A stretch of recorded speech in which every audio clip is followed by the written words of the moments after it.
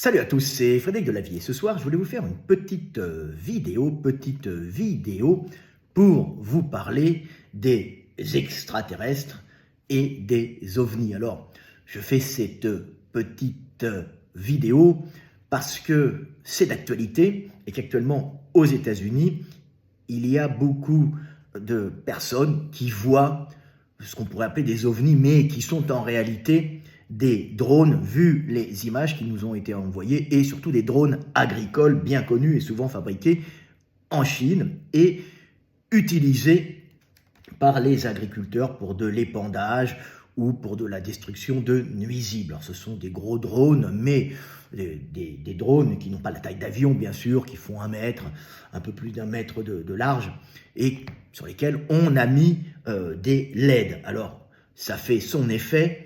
La question est pourquoi utilisent-ils ces drones?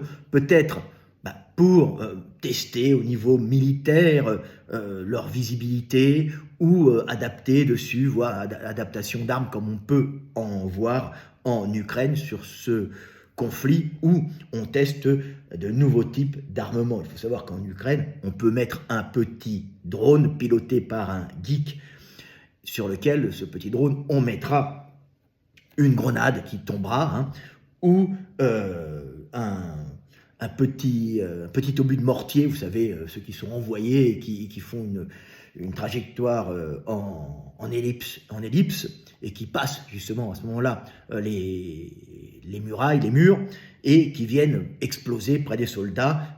Donc c'est connu, c'est facile à faire. On peut aussi faire des petits drones sur lesquels on met des explosifs qui se déclencheront au contact. Alors ça coûte maintenant absolument pas cher, puisque pour tuer un individu, un homme, par exemple, pour faire des drones qui vont directement sur les individus, ça va coûter 1 500 € à peu près, le prix du drone, quand il se crache directement sur l'individu, plus l'explosif qui explosera au contact. Mais les drones sont aussi réutilisables, et pour 2 000 ou 3 000 €, munitions comprises, vous avez un drone qui peut vous faire sauter un véhicule ou tuer un individu. La mort d'un homme, ou le fait de l'handicaper à vie, coupe avec un drone absolument pas cher, puisque ça va coûter 1 500 € à peu près, si le drone ne revient pas et si le drone explose sur le mec, mais il peut être réutilisable. Donc on voit que même des drones, on met 3 000, 4 000 € sur un drone, un peu plus gros, et on peut détruire un char qui vaut plusieurs millions d'euros. Donc c'est très compétitif. Donc on les voit utilisés partout. Les Américains doivent tester ça aussi, peut-être de leur côté. Donc ce ne sont pas des ovnis. Ceci dit, les ovnis, les UFO sont quelque chose de réel, et de nombreux cas résistent aux analyses. Alors je ne vais pas parler de Roswell et la base 51, qui sont en réalité une base au milieu du désert, avec de grosses routes gardées qui permettent d'essayer en toute sécurité tous les véhicules aéronautiques, tous les avions top secrets qui sont en essai et en construction. Donc c'est des routes assez larges qui permettent d'amener des parties d'avions qu'on montera là-bas, pas forcément dans les usines, mais qu'on montrera, qu'on acheminera des prototypes et qu'on essayera dans cette zone qui n'est pas accessible et qui est très gardée, d'où les mystères et les crashs potentiels, puisque quand on essaye des prototypes, il y a de grandes chances qu'ils se pètent, ce qui ne veut pas dire qu'on n'a pas forcément récupéré des morceaux d'ovnis, extraterrestres ou autres, je ne sais pas, mais il y a quand même, alors Roswell, visiblement, et la base 51, c'est juste une base où on fait des essais très bien gardés, et tu n'as pas intérêt d'y rentrer, puisque c'est la survie des États-Unis et leur protection qui se joue là-bas, mais il y a des phénomènes, actuellement, ils vont peut-être déclassifier, qui sont véritablement intrigants. Alors moi-même, j'ai déjà vu des ovnis, puisque j'ai vu un grand triangle au-dessus d'un champ la nuit en Hongrie. Alors j'ai eu la chance d'être en dessous, donc j'ai vu à peu près le moyen, en tout cas utilisé pour sa propulsion et son moyen de se maintenir en l'air, ce qui est visiblement du plasma, un réacteur plasma ou un moteur plasma. ce qui est connu, puisqu'on fait des moteurs comme ça pour l'espace, c'est des moteurs qui ont l'avantage de ne pas emmener avec eux de fortes quantités de combustible. Donc ça a un avantage. La seule question, quand on voit ça, c'est quelle est, parce que ça consomme énormément d'énergie. Alors pour se propulser dans l'espace, ça ne pose pas de problème, puisqu'il n'y a pas la gravité, il n'y a pas de résistance au niveau moléculaire, puisque c'est le vide interstellaire qui n'est pas si vite que ça. Mais dans l'atmosphère, ça consommerait terrestre énormément d'énergie. La question est, ok, ces triangles existent, je l'ai vu, de nombreuses personnes les ont vus. C'est visiblement des moteurs plasma en dessous, puisque ce n'est pas un réacteur. J'étais en dessous, j'ai bien vu.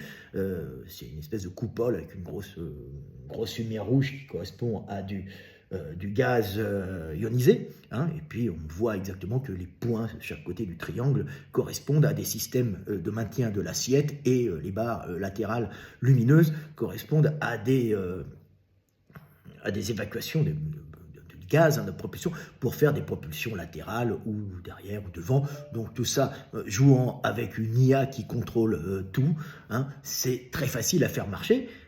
C'est compréhensible au niveau moteur. La seule chose, c'est la source énergétique. Quelle source énergétique? On ne l'a pas encore, donc ça peut poser des problèmes. Moi-même, j'en avais vu un autre une fois. Alors ce triangle, c'est marrant parce que j'ai des relations qui travaillaient à la sécurité de centrales nucléaires en France et qui les ont vus aussi, qui ont dit oui, c'est exactement ça, on a vu ça survoler silencieusement, ça, on a alerté tout le monde, donc même les mecs de la sécurité voient ces triangles et ça inquiète les gens. Donc, ça ne veut pas dire que c'est extraterrestre, ça ne veut pas dire que c'est impossible à réaliser. La seule chose, c'est qu'est-ce que c'est? Est-ce que c'est terrestre? Est-ce que c'est extraterrestre? Et quelle est la source énergétique? Vous voyez, tout est énergie en vérité. Quand tu comprends l'énergie, tu comprends que c'est ça qu'il faut résoudre pour comprendre les choses. Quelle énergie ça utilise et quels moyens technologiques ça utilise. Mais visiblement, on s'en rapproche de la compréhension des systèmes. J'en ai vu aussi une fois, une boule lumineuse au-dessus des collines en Bretagne, petite colline bien sûr, après l'essai d'un missile dans la baie de Douarnenez, un missile sûrement lancé par un sous-marin. Il y a une base là-bas et ils font des essais. Alors j'étais jeune, ils font des essais, mais après j'ai vu passer cette boule étrange, lumineuse, de la taille de la Lune, avec le centre plus foncé, qui était en sustentation au-dessus d'une colline, et puis d'un seul coup qui a disparu. Des phénomènes importants à l'époque où il n'y avait pas encore de drones, où on n'avait pas encore toutes ces technologies comme on voit actuellement, permettant de faire des choses pouvant ressembler à des ovnis. Et maintenant, il est très facile de faire, avec les technologies de drones qui sont accessibles à tout le monde, des imitations d'ovnis. Mais il y a encore beaucoup de phénomènes inexpliqués, et qui se mélangent à ces phénomènes expliqués et même à l'utilisation de drones pour créer de genre de panique ou détourner l'attention des gens. Je ne sais pas, je ne suis pas là-bas. En tout cas, les vidéos qu'on a vues aux États-Unis, c'était ça. Mais, bien sûr, la probabilité qu'il y ait une vie extraterrestre est absolument pas nulle en dehors de la nôtre. Elle est même grandement possible et probable, puisque la vie en elle-même, la vie intelligente et la conscience, telle que nous sommes, la capacité de dire je suis, j'étais et je serai, et de percevoir le monde, entre nous c'est le monde qui se perçoit, puisque nous sommes le monde en fin de compte, nous sommes faits des molécules gérées par le monde, et nous ne réagissons et ne pensons que parce que nous recevons du monde par nos sens. Donc la conscience est inhérente au monde, la vie consciente est inhérente au monde, et ce qui s'est réalisé d'un point de vue chimique et moléculaire sur notre planète Terre, il y a de fortes chances que ça puisse se reproduire ailleurs, puisque on a bien vu que la vie se réalise tout de même dans l'univers grâce à nous. Évidemment, il n'y aurait pas de vie, il y aurait le néant, où il y aurait un univers sans vie et sans conscience, nous ne serions pas là pour en parler. Donc c'est parce que la conscience apparaît sur Terre qu'on peut se dire qu'elle apparaît aussi ailleurs, et que nous ne sommes pas le centre du monde, et que la probabilité qu'il existe des êtres intelligents est quasiment 100%, on va dire, connaissant les règles de la physique et de la chimie, connaissant ou s'en approchant de plus en plus, ou les comprenant de mieux en mieux, l'humanité les comprenant de mieux en mieux. Maintenant, est-ce qu'ils se rentrent en contact avec nous? Il reste encore à résoudre les contacts intergalactiques, système stellaire, un système avec des étoiles, une étoile et des planètes, ça reste encore un problème. On émet des hypothèses, les trous de verre et autres, mais ça reste des hypothèses et c'est des choses qui restent de l'ordre de l'imagination. On peut en discuter longtemps, comme les gens discutaient avant, les religieux du sexe des anges. Ceci dit, la vie est inhérente à l'univers, il y a de fortes chances qu'on ne soit pas les seuls.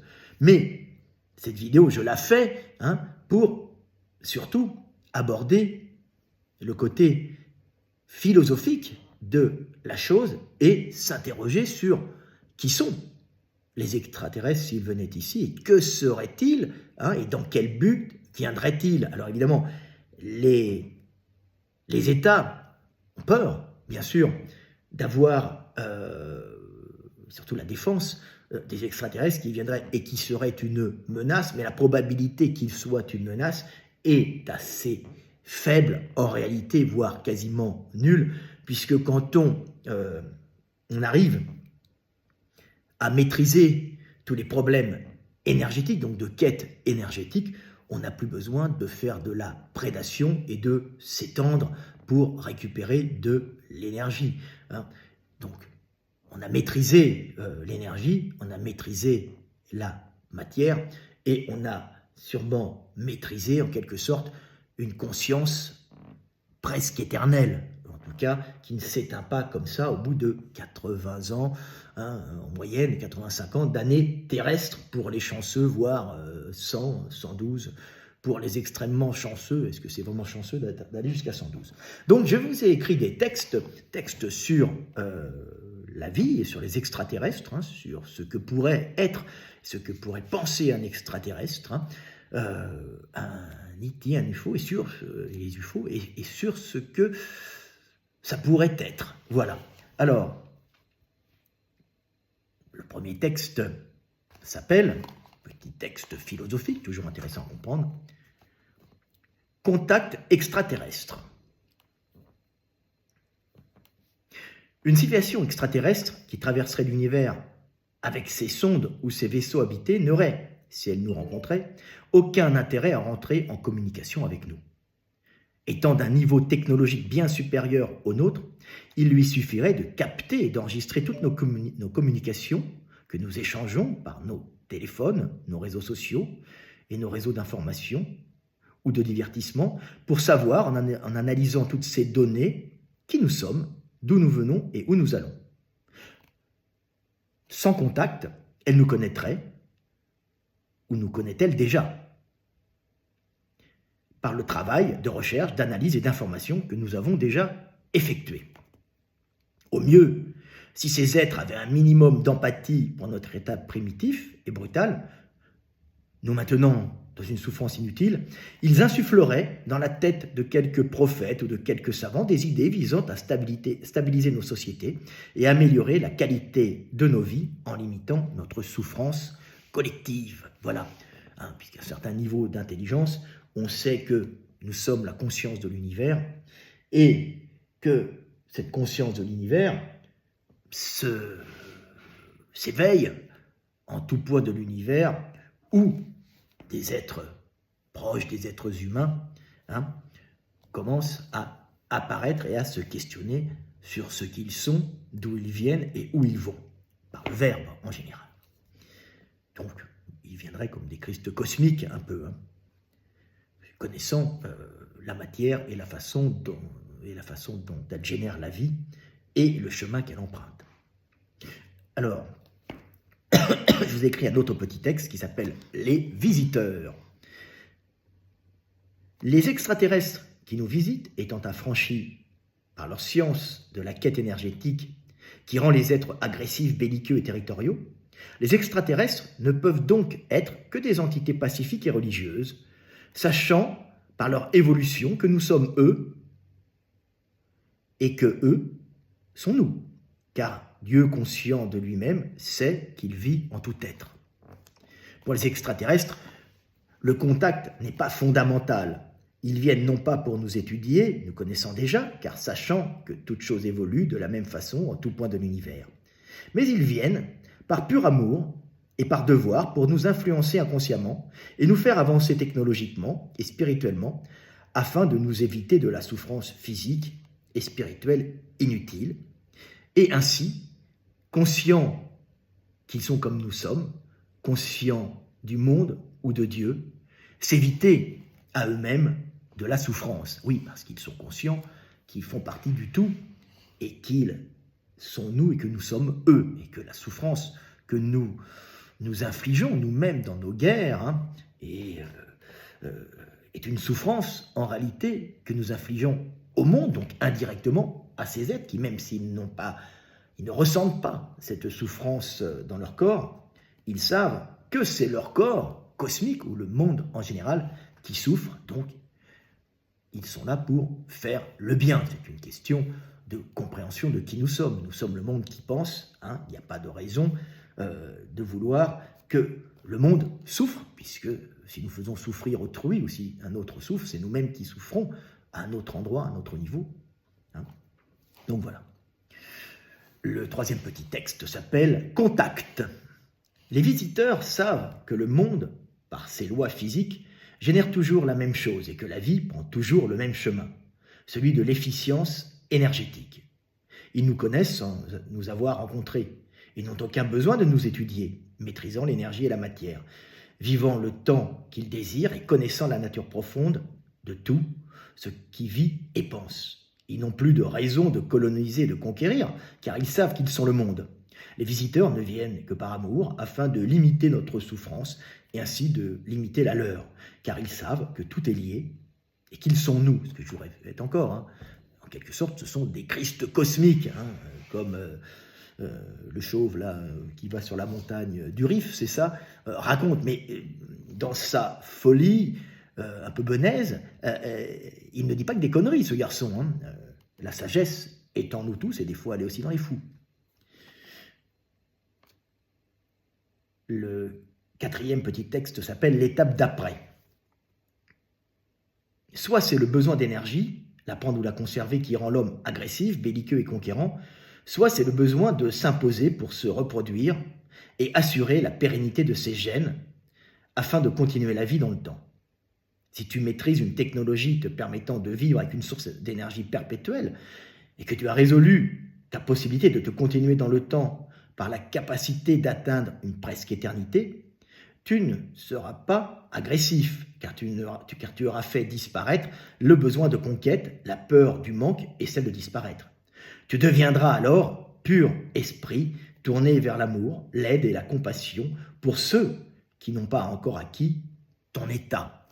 Voilà, tu seras aussi peut-être un peu dépressif de ne plus avoir ces émotions qui te permettent d'être heureux, de vaincre un ennemi, ou d'être sorti d'une situation dramatique. C'est pour ça qu'il faut aussi faire attention à ces états d'hyperlucidité et ces états d'hyperconscience qui risquent d'amener presque au néant de l'âme. Le cinquième petit texte profond et philosophique, comme je vous en fais souvent, s'appelle « Hypothétique conquête spatiale ». L'homme doit apprendre l'humilité. Il ne conquérera pas l'espace de son vivant, mais bien après sa mort, car les intelligences artificielles que nous aurons générées le feront à notre place. Une intelligence biologique est bien trop énergivore et sa perception du temps basée sur ses besoins énergétiques et reproductifs ne lui permettront pas de voyager des millions d'années pour découvrir d'autres consciences, d'autres civilisations. De son côté, une IA peut, dans ses déplacements interstellaires ou intergalactiques, se mettre en stand-by dans le vide intersidéral pour se réenclencher à l'approche d'un système solaire. Ainsi, la conscience contenue dans l'IA s'endort des millions d'années pour se réveiller à l'approche d'un hypothétique contact avec une civilisation planétaire. L'IA n'a pas la même notion du temps que l'humain. Notre temps humain est perçu long ou court en fonction de la distance et de l'énergie dépensée pour atteindre une source énergétique ou une possibilité reproductive. L'IA, elle, est juste éveillée ou endormie. Et le temps n'existe plus quand le courant est coupé, ou la source qui l'approvisionne en énergie est coupée. C'est symbolique, mais c'est pour vous expliquer que le temps varie d'une entité à l'autre. Voilà. Un dernier petit texte s'appelle « Sur notre destinée ». Si dans l'univers, toutes les civilisations planétaires ayant atteint un certain niveau d'évolution décident d'ensemencer l'univers d'une façon aléatoire, il y a de fortes chances que sur les infinités de tentatives, l'une d'elles marche. Une bactérie ou une molécule complexe arrivant dans un milieu propice a de fortes chances, en quelques milliards d'années, d'engendrer un être conscient. D'ailleurs, ne serait-ce pas dans l'ordre des choses, car seul compte la vie et le chemin. Voilà petite vidéo pour vous montrer que la vie est faite pour ensemencer la vie et que vouloir conquérir le monde de son vivant est un peu de l'ordre de l'orgueil et qu'il vaut peut-être mieux penser à conquérir le monde en étant déjà mort par les IA et par les intelligences artificielles qui seront des imitations, des fantômes de notre conscience, qui pourront à ce moment-là partir à la conquête du monde, bravant le temps et les distances, pour pouvoir ensemencer l'univers et peut-être aider aussi des civilisations naissantes à ne pas souffrir, donc à limiter la souffrance. Mais d'un autre côté, il faut savoir que si aucune civilisation extraterrestre ne parvient chez nous, le monde en lui-même, sans l'aide d'extraterrestres ou de civilisations extraterrestres, est fait par les lois chimiques, les lois physiques qui le dirigent et qui génèrent ensuite cette chimie organique qui mène jusqu'à la conscience. Le monde est fait pour générer la vie et la conscience. Nous sommes en quelque sorte la conscience du monde en l'homme, s'émerveillant de l'immensité galactique, de l'immensité étoilée. Et quand nous regardons un ciel nocturne avec ses milliards de galaxies, en fin de compte, c'est nous-mêmes que nous regardons en conscience. Nous sommes la conscience de cette immensité. En tout point de l'univers où un être regarde le ciel étoilé, c'est toujours ce même univers qui se regarde lui-même. Nous sommes, en quelque sorte, la conscience éphémère de Dieu ou de l'univers, s'émerveillant devant son immensité. Voilà, petite vidéo du soir espoir pour vous parler des extraterrestres et de philosophie.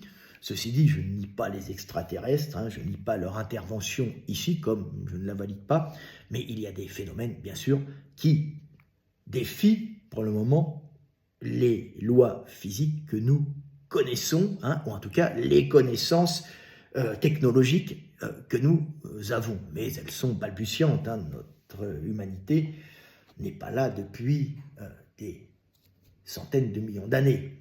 Espérons qu'elle durera ce temps-là, en tout cas, espérons qu'elle ne se détruira pas. C'était Fred Delavier, je vous aime et paix sur terre, mes frères et sœurs.